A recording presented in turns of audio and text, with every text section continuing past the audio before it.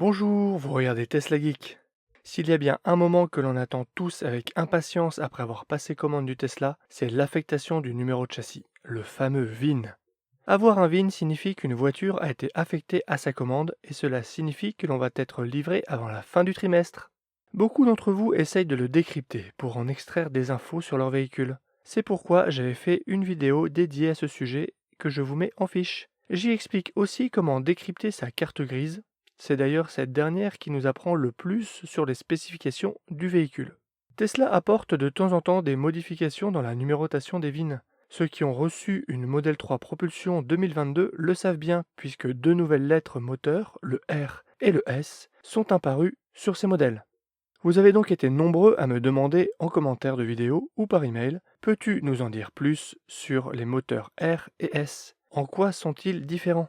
Dans cette vidéo, je vais tâcher de répondre à cette question et je ferai une revue des moteurs utilisés dans les différentes versions de modèle 3 et de modèle Y. Je vais parler du code moteur, des lettres du VIN. Si ça peut en effrayer certains, ne vous inquiétez pas. Je vais faire de mon mieux pour l'expliquer le mieux possible.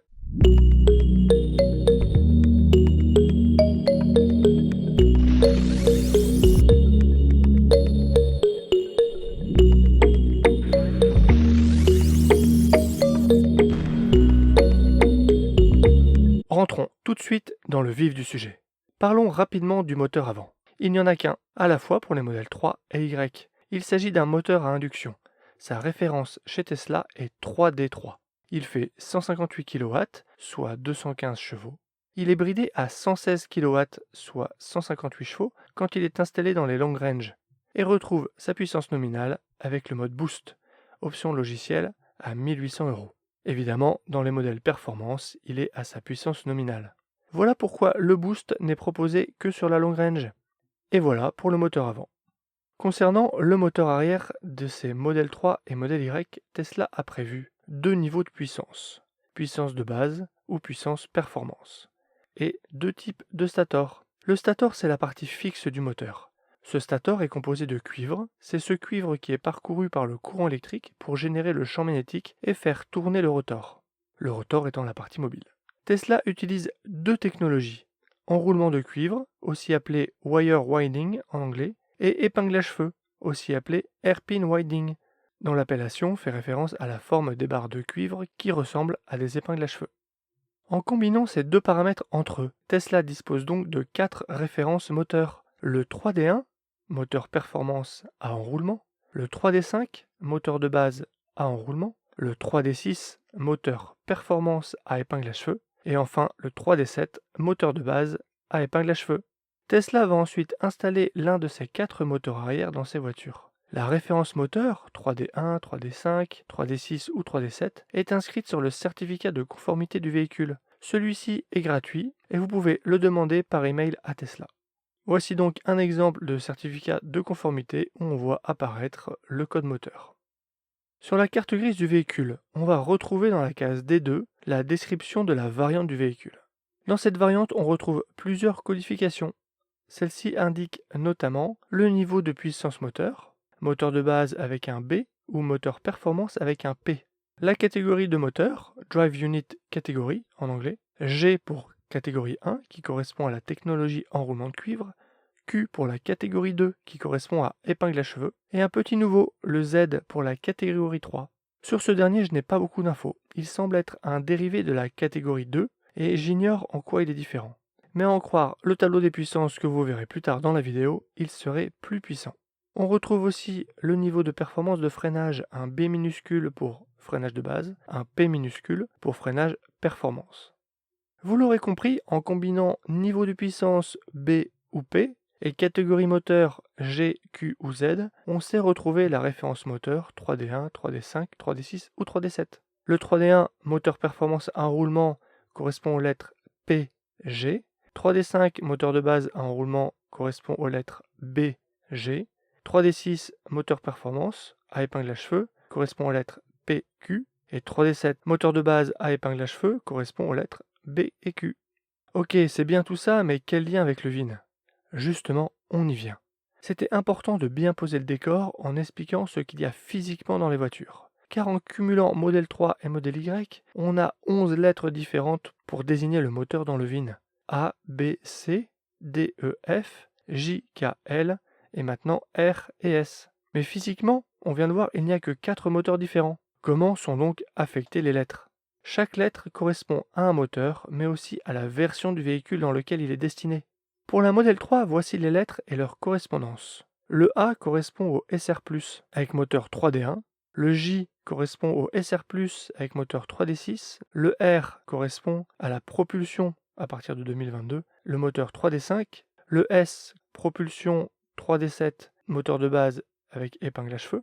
Le B, c'est pour les long range avec moteur 3D5. Le K, les long range 3D7.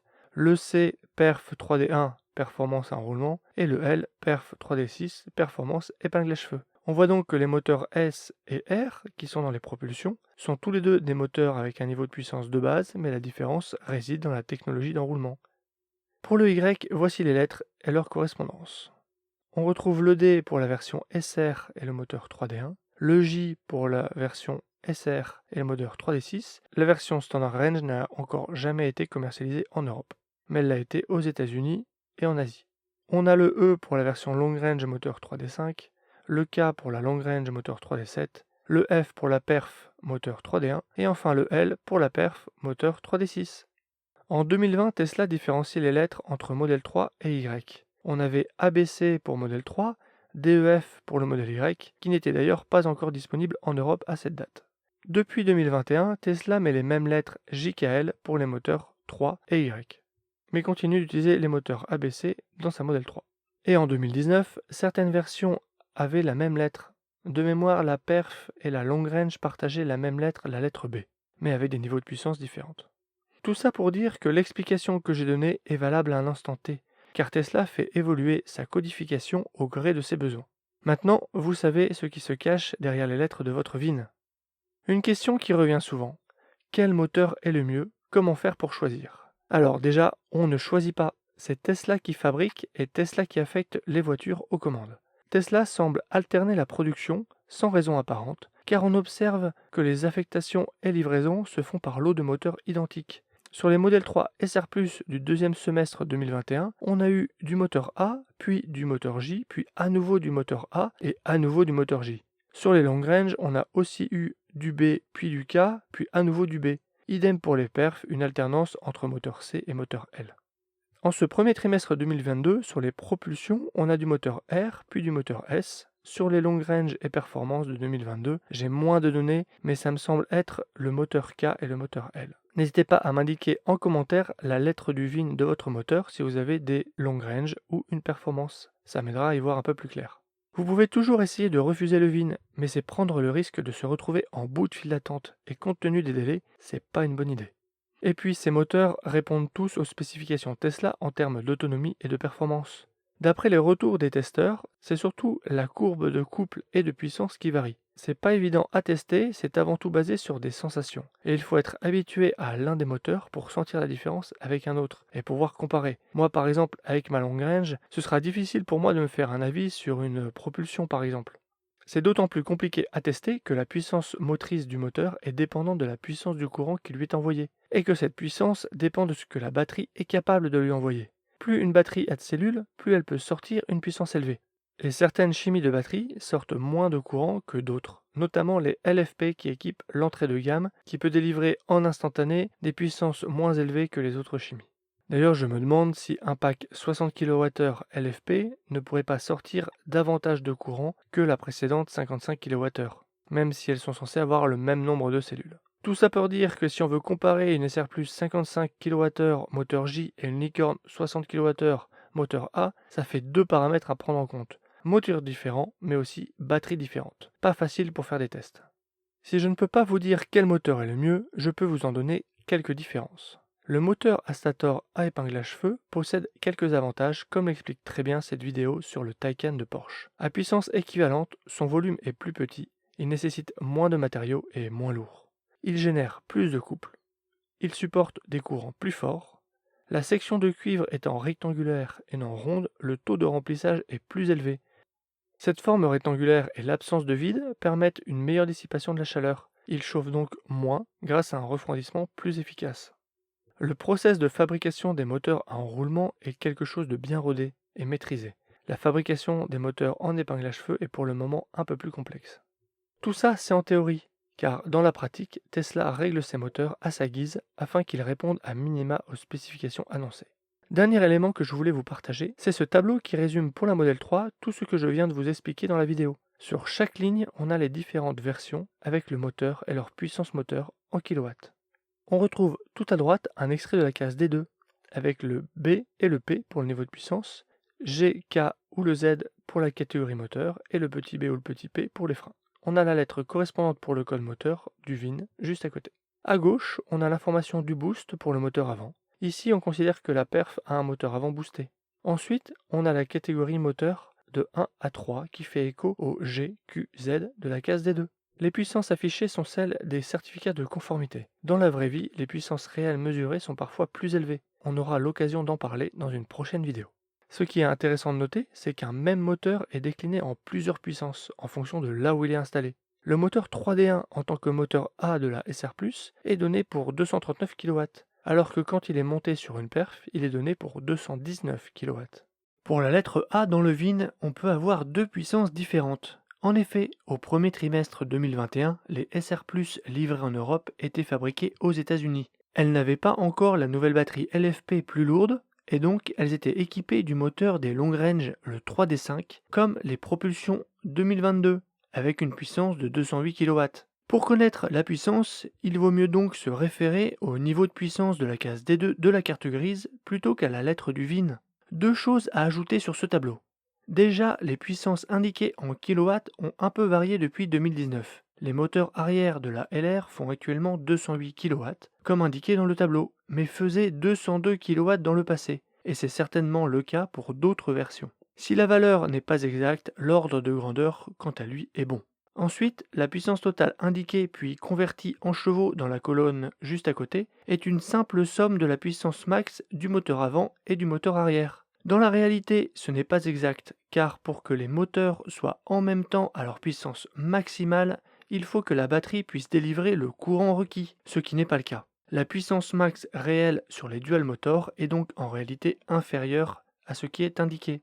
La dernière ligne du tableau ne vous aura pas échappé. Elle concerne une perf avec moteur 3D6 configuré à 235 kW, comme sur les modèles Y Performance. De quoi espérer un gain de performance.